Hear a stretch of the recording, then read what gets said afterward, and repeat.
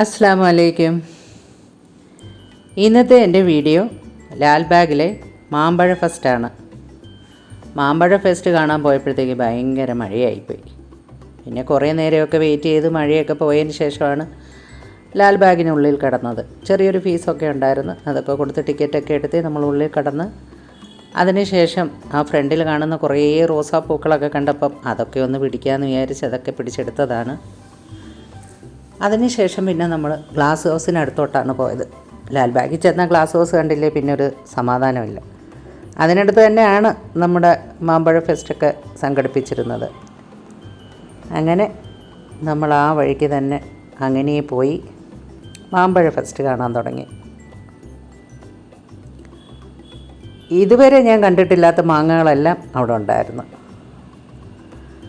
മാമ്പഴം കണ്ടപ്പോൾ ഏത് വാങ്ങിക്കണം ഇവിടുന്ന് ഒന്നും വാങ്ങണ്ട എന്നുള്ള കണക്കൂട്ടലിലാണ് നമ്മൾ പോയത്. കാരണം നമ്മുടെ തൊട്ടുമുറ്റത്തെല്ലാം കിട്ടുന്നിടമായതുകൊണ്ട് നമുക്ക് അവിടുന്ന് ഈ മാങ്ങയൊന്നും ചുമക്കണ്ടെന്ന് വിചാരിച്ചാണ് പോയത്. പക്ഷേ അവിടെ ചെന്ന് മാങ്ങകൾ കണ്ടപ്പം വിലക്കുറവും കണ്ടപ്പം കുറേയേറെ നമ്മളും അങ്ങ് വാങ്ങിക്കൂട്ടി.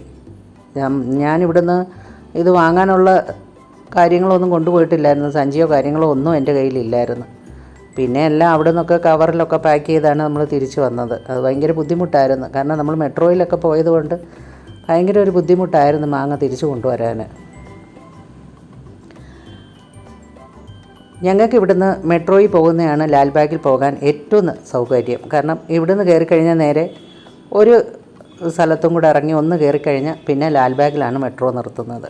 അപ്പം നമുക്ക് സൗകര്യമാണ്. മെട്രോയിൽ പോയാൽ നമുക്ക് ലാൽബാഗിലെത്താൻ എളുപ്പമാണ്. വണ്ടി പോയാൽ ഒരു ദിവസം വേണം ലാൽബാഗിൽ പോകാൻ. കാരണം അത്രയ്ക്ക് തിരക്കും ബഹളവും അത്രയ്ക്ക് ട്രാഫിക്കുമാണ്. അത് കാരണമാണ് മെട്രോയിൽ പോയത്. പക്ഷേ പോയിട്ട് തിരിച്ച് വന്നപ്പോഴും നമുക്കതൊരു ബുദ്ധിമുട്ടായി. കാരണം മാങ്ങ എല്ലാം കൂടെ കൊണ്ടുവരാൻ ഒരു ബുദ്ധിമുട്ടായിരുന്നു. കണ്ടതങ്ങ് വാങ്ങുകയും ചെയ്തു. അങ്ങനെ അടിപൊളിയായിട്ടുള്ള മാമ്പഴ ഫെസ്റ്റൊക്കെ കണ്ട് ഒരുപാട് സൈസ് മാങ്ങകൾ കണ്ട് കുറേയൊക്കെ മാങ്ങകളുടെ പേരുകളൊക്കെ മനസ്സിലാക്കി. കുറേയൊന്നും അറിയത്തില്ല കേട്ടോ. അതിൽ എനിക്ക് ഏറ്റവും കൂടുതൽ അറിയാവുന്നത് ഈ കൊട്ടാപ്പൂരിയോ അങ്ങനെ ഒരെണ്ണം, പിന്നെ മൽഗോവ, ഇമാം ബസന്ത്, അങ്ങനെയൊക്കെ കുറേ മാങ്ങകളുടെ പേരുകളൊക്കെ പഠിച്ചു. സത്യം പറഞ്ഞാൽ അതൊക്കെ ആദ്യമായിട്ട് കാണുമായിരുന്നു. ഇവിടെ നിന്നൊക്കെ നമ്മൾ വാങ്ങാറുണ്ടെങ്കിലും പേരുകളൊന്നും അങ്ങനെ നമുക്ക് ഓർമ്മ വരുത്തുമില്ല അറിയത്തുമില്ലായിരുന്നു. പക്ഷെ അവിടെ ചെന്നപ്പോഴാണ് ഓരോ കടകളിൽ ഇങ്ങനെ ഓരോ മാങ്ങയുടെ പേരുകൾ വിളിച്ച് പറയുമ്പോഴാണ് നമ്മൾ അറിയുന്നത്, ഇത് ആ മാങ്ങയാണ്, ഇത് ഈ മാങ്ങയാണ്, അങ്ങനെയൊക്കെ നമ്മൾ അറിയുന്നത്. ശരിക്കും ആൾക്കാരുണ്ടായിരുന്നു. ശരിക്കും നമ്മൾ ചെന്നപ്പോഴത്തേന് മഴയായി പോയത് കാരണം കുറേയൊക്കെ ആൾക്കാർ പിന്നെ മഴയൊക്കെ കഴിഞ്ഞാണ് വന്നത്. അല്ലെങ്കിൽ നല്ല തിരക്കായിരുന്നു. അതുകൊണ്ട് തന്നെ നമുക്ക് കുറേയൊക്കെ വാങ്ങാനും പറ്റി. മഴയും കൂടെ ആയപ്പോഴത്തേന് കുറേ കൂടെ മാങ്ങകളുടെ വിലയങ്ങ് കുറച്ച്. അപ്പോൾ നമുക്ക് കുറേ കൂടെ വാങ്ങിക്കാം. അതിലും നല്ലൊരു രസമായിരുന്നു നമ്മുടെ പേരയ്ക്ക, വലിയ പേരയ്ക്ക. അതും നല്ല ലാഭത്തിന് കിട്ടി. അങ്ങനെ നമ്മൾ മാമ്പഴവും മാങ്ങയും പേരയ്ക്കയും ചക്ക പിന്നെ വാങ്ങിയില്ല കേട്ടോ. ചക്ക നമ്മൾ നാട്ടിൽ നിന്നൊക്കെ കൊണ്ടുവന്ന് കഴിച്ച് കൊതിയൊക്കെ തീർന്നിരിക്കുന്നതുകൊണ്ട് ചക്കയൊന്നും വാങ്ങിയില്ല. തന്നെയല്ല ചക്കയൊന്നും കണ്ടണക്കെ എനിക്ക് അത്ര രസമായിട്ട് തോന്നിയില്ല, കാണാനൊരു ഭംഗി തോന്നിയില്ല. അത് കാരണം ചക്കയൊന്നും വാങ്ങിയില്ല. അങ്ങനെ മാമ്പഴമൊക്കെ വാങ്ങി നമ്മൾ തിരികെ വന്ന്. അപ്പോൾ ഈ മാമ്പഴങ്ങളെല്ലാം നമുക്കൊന്ന് കണ്ടുവരാം ആദ്യം. പിന്നെ അത് കഴിഞ്ഞ് ഞാൻ വാങ്ങിയ മാങ്ങകളെല്ലാം ഒന്ന് കാണിച്ചു തരാം.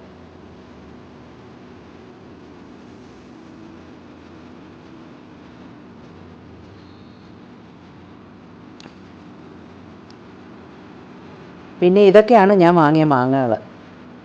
എല്ലാം 1 കിലോ 2 കിലോ വീതമേ വാങ്ങിയുള്ളൂ. പക്ഷെ വാങ്ങിക്കൂട്ടിയപ്പോൾ ഒരുപാടങ്ങായിപ്പോയി. ഇവിടെ ഞങ്ങൾ ഒരുപാട് കഴിക്കാത്തത് കൊണ്ട് എനിക്ക് പിന്നെ അല്പം ഷുഗറിൻ്റെയൊക്കെ വേരിയേഷൻ ഉള്ളതുകൊണ്ട് ഞാൻ ഒരുപാടൊന്നും കഴിക്കത്തില്ല. എൻ്റെ റേനുകുട്ടിന് ഇഷ്ടം പോലെ കഴിച്ചോളൂ. അവന് മാമ്പഴം എന്ന് പറഞ്ഞാൽ ഭയങ്കര ജീവനാണ്.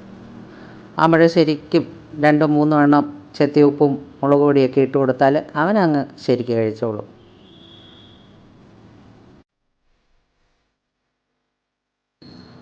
അൽഫോൺസ്, ഇമാം ബസന്ത്, പിന്നെ മൽഗോവ, ഇതൊക്കെയാണ് ഞാൻ വാങ്ങിയ മാങ്ങകൾ. ഇതിൻ്റെയൊക്കെ പേരങ്ങനെയൊക്കെയാണ് പറയുന്നത്. പിന്നെ വാങ്ങിയത് നമ്മുടെ നാട്ടുമാങ്ങയാണ്, മാമ്പഴ പുളിശ്ശേരി വെക്കാൻ. നാട്ടുമാങ്ങ പൊട്ടുകയും ചെയ്ത്. പിന്നെ കൊട്ടാപ്പൂരി അത് നല്ല വിലക്കുറവാണ്. ഈ മാങ്ങകളിൽ ഏറ്റവും കുറവ് വില ഉള്ളത് ഈ കൊട്ടാപ്പൂരി എന്ന മാങ്ങയ്ക്കാണ്. പക്ഷേ എനിക്ക് അതിൻ്റെ ടേസ്റ്റ് ഭയങ്കര ഇഷ്ടമാണ്. അങ്ങനെ അതും വാങ്ങി. അത് കുറച്ച് പച്ചയും ഉണ്ടായിരുന്നു. അത് ഞാൻ കുറേ അച്ചാറൊക്കെ ഇട്ട്.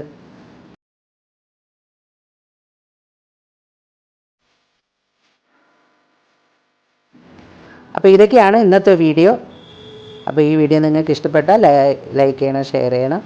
ആദ്യമായിട്ട് കാണുന്നവരാണെങ്കിൽ ഒന്ന് സബ്സ്ക്രൈബും കൂടെ ചെയ്യണേ. തൊട്ടടുത്തുള്ള കുഞ്ഞ് ബെൽ ബട്ടനും കൂടെ അമർത്തിയാൽ ഞാനിടുന്ന വീഡിയോയുടെ നോട്ടിഫിക്കേഷനൊക്കെ നിങ്ങൾക്ക് കിട്ടുന്നതായിരിക്കും. ഇതാണ് കൊട്ടാപ്പൂരി.